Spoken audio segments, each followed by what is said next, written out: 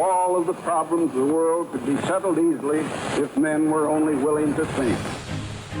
IBM has within its DNA service to the community. And we must study through reading, listening. IBMers tend to be the people that you can trust. These are people with a passion. It's hard work for people to think. The groups that we pulled in have the mindset that wanting to work hard and solve problems. Discussing, observing, and thinking. Everybody I work with is a perfectionist. Take that 5 minutes. How are we going to do this? How are we going to be successful and accomplish it? How are we going to do this in the best way we can? That's what it means to me. If men were only willing to think. CANstruction is a competition where different groups build structures out of full cans of food. But it really is about the community, and it really is about feeding the hungry. At the end of this competition, they take these wonderful structures apart and immediately bring them to the food pantry shelves.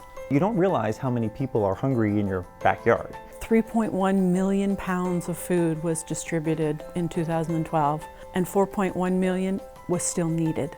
We sent a note to the entire site, and we had a brainstorming meeting. Since last year was our first year, we were a little bit cautious with what we did. But this year we wanted to go bigger and better. Once I heard the scope of what everyone was trying, We had decided we were going to do the clock tower building. It was iconic, so we thought that would be an excellent representation. My role in this often, I'm kind of the realist, right? Other people are saying, hey, we can build this, this huge building. And some of the rough numbers we started talking about were like, that's going to take thousands and thousands of cans. What cans are we going to use? What size are we going to make it? How on earth are we going to do this? We're pulling out Excel and we're coloring boxes. You have to somehow translate a two-dimensional image into a three-dimensional image. You can't really do that with a spreadsheet. Georgia was able to get an engineering group to volunteer to do the 3D drawings. Scott came to a team meeting. We had a couple of pictures of the building. We had an architectural floor plan. We import the pictures in the normal way that we do it and create a 3D solid model. Once we did that, the program will automatically tell you how many red cans, how many white cans, how many tuna cans. But it started getting the team more comfortable that we really can do this. And Georgia, specifically, her mantra through all of this was, don't worry about the cans. You have to take in mind, yes, it's a big project. 20 feet by 8 feet, and it's huge. I'm like, I have to worry about the cans. I never was! That's the problem. I was never nervous. Actually, I was. The week before, we almost changed it. When they were actually being delivered to the mall, we had an equipment failure, and the truck gate broke with a pallet of cans on them. This is the Friday a week prior, and to see 1,200 cans rolling around the parking lot when this was supposed to be an easy drop off and be done, make Claude happy, turned out to be a little bit more complicated. All these parents and their little kids who were coming to get pictures taken with the Easter Bunny helped us pick up cans. One of our biggest concerns was the structure and the weight, making sure that that was solid for what was going to be on top. This is the day before we put together our whole base, and we saw that there was some sagging involved, and sagging is not good.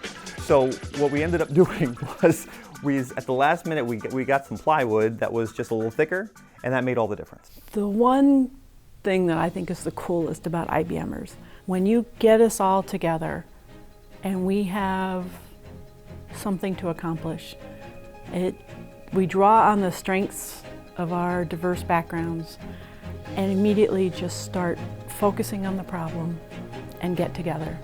And so many of the dynamics of a team are already taken care of because that's just the way we do things, and that's how we continue to accomplish great things. It takes your breath away. It really took your breath away. This isn't real. I was excited.